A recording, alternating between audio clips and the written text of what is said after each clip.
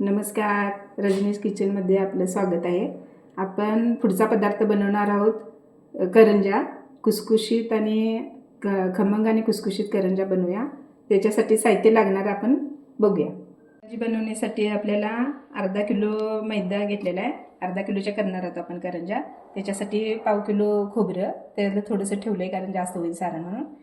परत कॉर्नफ्लॉवर पिठी साखर 1 वाटी, कॉर्नफ्लॉवर 2 चमचे, डालडा 2 चमचे, तेल कोमट तेल 2 चमचे, चवीपुरतं मीठ पाव चमचा आणि 2 चमचे रवा.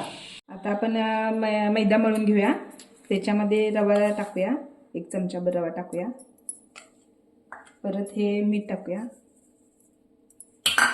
आणि कोमट केलेलं तेल असं घालून आपण हे मळून ठेवूया. मळून घेऊया, एकजीव करून मळून घेऊया. थोडासा मैदा ह्याच्यातला करंजा लाटायसाठी ठेवायचा आणि हे गार पाण्याने मळून घ्यायचं पीठ.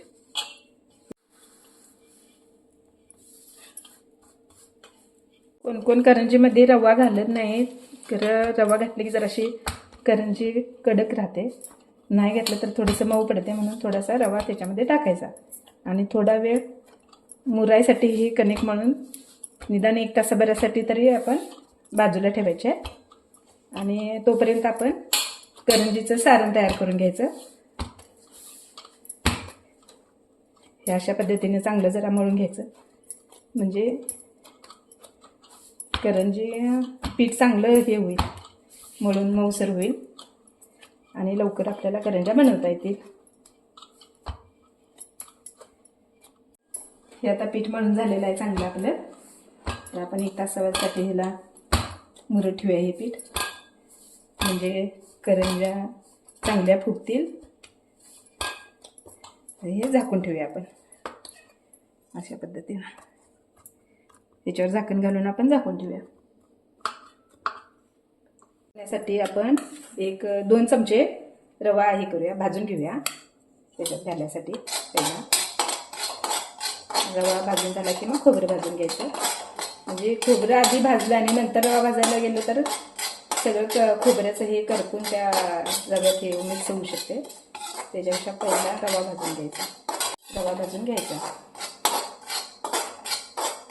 भाजून झालेला आहे, तर तो आपण एका भांड्यामध्ये काढून घेऊया प्लेटीत.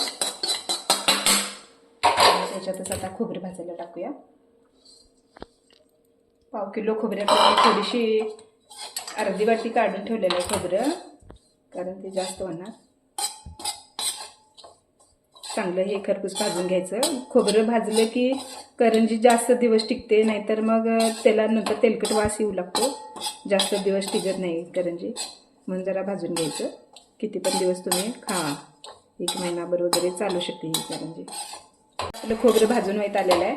आपण गॅस बंद करूया आणि ह्याच्यामध्ये मग रवा, पिठी साखर, त्या पिठी साखरेमध्ये आपण वेलदोडा पण घातलेला आहे पिठी साखर करताना. रवा, पिठी साखर आणि खोबरं एकत्र करून घ्यायचं आहे. गार झालेला आहे. त्याच्यात आपण रवा मिक्स करायचा आहे. हा, कोणाला आवडलं तर तीळ खसखस पण मिक्स करू शकता. ही पिठी साखर आहे, वेलदोडे घालून तयार केलेली पिठी साखर आहे.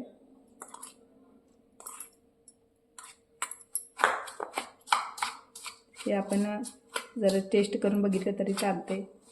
कमी जास्त किती गोड प्रमाणात लागेल तेवढं आपण ह्याच्यात मिक्स करू शकतोय.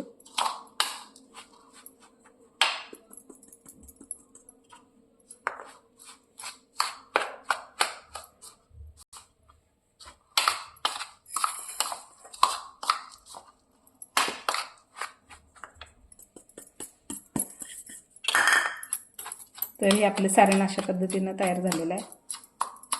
आता आपण करंजीच्या पाती लाटायला घ्यायच्या. सारण बाजूला ठेवायचं आणि करंजीच्या पाती लाटून त्याच्यावर सारण भरून करंजा तयार करून घेऊया. आपले हे सारण आता तयार झालेलं आहे. छान गोड टेस्ट वगैरे करून बघितली, गोड झालेलं आहे. आता आपण हे पिठाची गोळे अशा प्रकारे बनवून घेतलेले आहेत मैद्याचे. एक गोळा आपण आता असा लाटून घ्यायचा आहे. लाटून त्याचे चपातीसारखं बनवून घ्यायचं छान.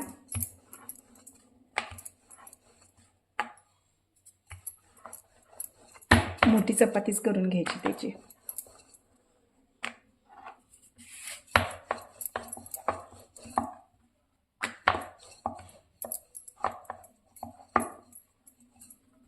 आता ही चपाती आपली लाटून झालेली आहे. याच्यावर आता आपण कॉर्नफ्लावर आणि ह्याची पेस्ट करून घेतलेली आहे डालड्याची, ती लावून घेणार आहोत.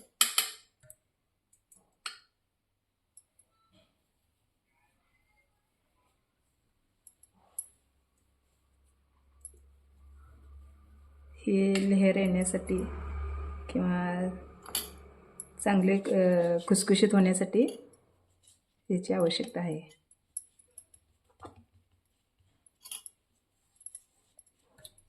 असं लावून घेऊन आपण ह्याची आता गुंडाळी करायची.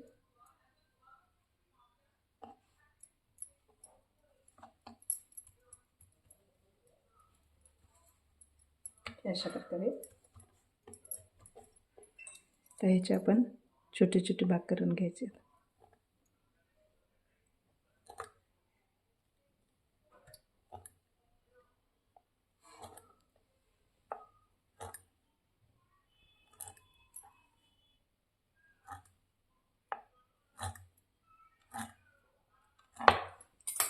ह्याचे आपण अशा गोळे बनवून घ्यायचे.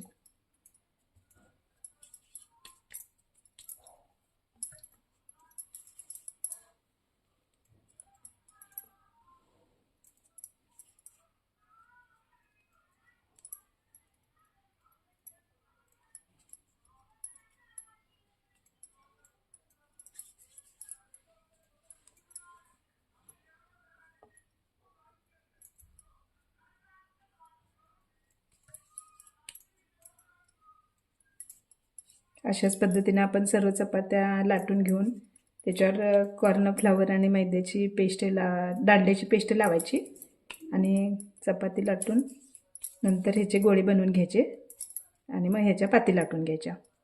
अशा पद्धतीने आपण सगळ्या गोळ्यांचे गोळे लाटून चपात्या लाटून कॉर्नफ्लावर आणि मैद्याची डालड्याची पेस्ट लावून गोळे करून घेतलेले आहेत.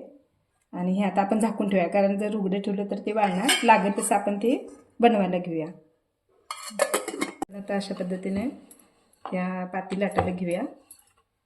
पाती लाटून ठेवूया. त्या थोड्याशा 4-5 झाल्या की भरायला घ्यायचं सारण आणि सारण भरून करंज्या भरून झाकून ठेवायच्या. आपण आता ह्या पाती लाटायला घेऊया. जास्त पातळ पण लाटायचं नाही आणि जास्त जाड पण ठेवायचं नाही, मध्यम लाटायच्या, कारण सारण भरल्यावर फाटू नये एवढी काळजी आपल्याला घेतली पाहिजे. आणि जास्त झाल्या तरी आत कच्च्या राहणार, म्हणून जरा व्यवस्थितच लाटून घ्यायच्या. आपल्या ह्या पाती तयार आहेत करंजीच्या. तर आपण याच्यावर सारण भरायचं आहे.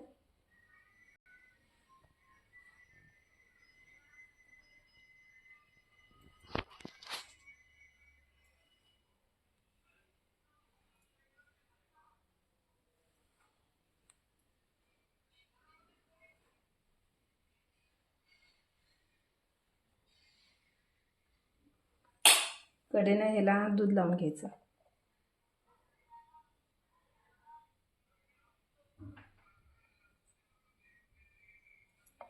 थोडं थोडं लावायचं आणि असं दाबून घ्यायचे.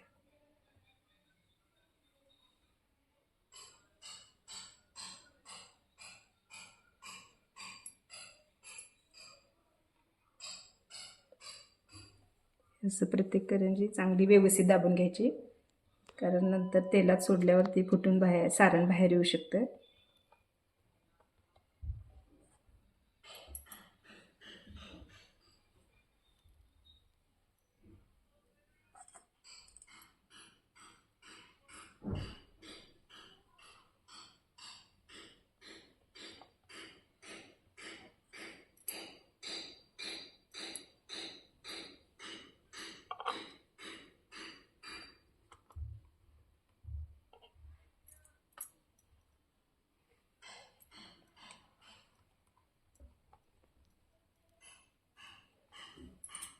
आता हे आपण त्याचे काठ कापून घेऊया.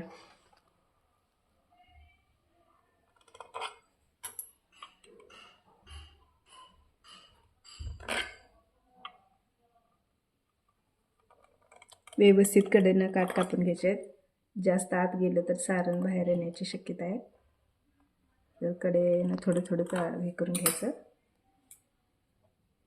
हे काढायचं असं.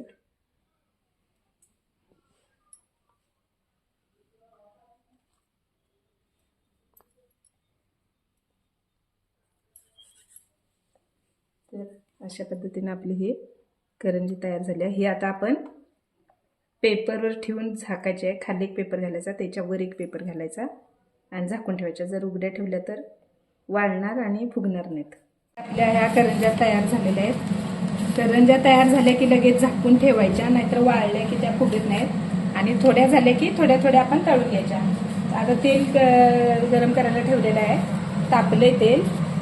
आता आपण एक एक एक याच्यात सोडूया. तापले काय बघूया हे तेल. तापलेलं आहे, तेल तापले आपलं.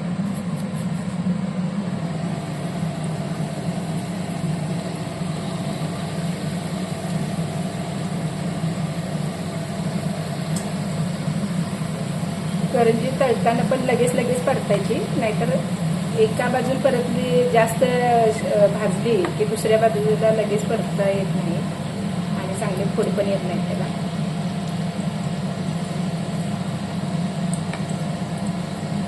खरपूस असे जराशी भाजायची, जास्त पांढरी ठेवायची नाही, जास्त करपवायची नाही. थोडासा लालसर कलर येईल या पद्धतीने त्या तळून घ्यायच्या.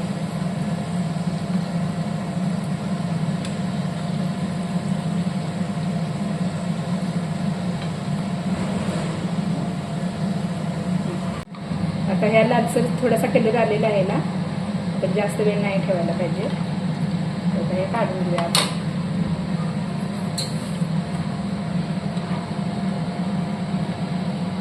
थोड्याशा पांढरट जर राहिल्या आणि कच्च्यावर राहिल्या तर त्यानंतर मऊ पडू शकतात, म्हणून थोड्याशा लालसर होईपर्यंत भाजायच्या, म्हणजे त्या कुरकुरीत होतात आणि खुसखुशीत पण होतात.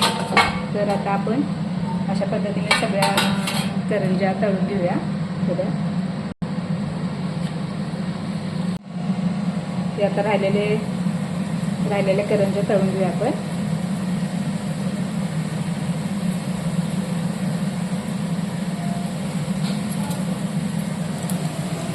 या अशा लगेच परताव्या लागतात आणि ताज्या तळल्यामुळं असे फोड येतात, त्याला खमंग खुसखुशीत होतात.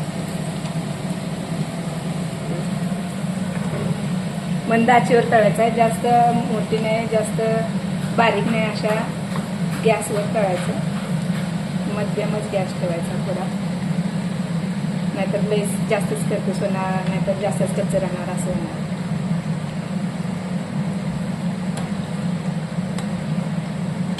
झालेल्या आहेत आपल्या करंज्या करून. हे आता अशा आपण ज्यावेळी ताटात काढतोय त्यावेळेला असा करकर आवाज येतोय, तर त्या खुसखुशीत झालेल्या आहेत आणि फोड पण चांगले आलेले आहेत. एकदम असं आपण बघू शकता, त्याला फोड व्यवस्थित आले, चांगल्या फुगल्यात. कारण आपण केल्या पण लाटल्यात आणि झाकून ठेवल्यात, याच्यासाठी हेच महत्त्वाचं आहे. आता ह्या आपल्या करंज्या तयार आहेत.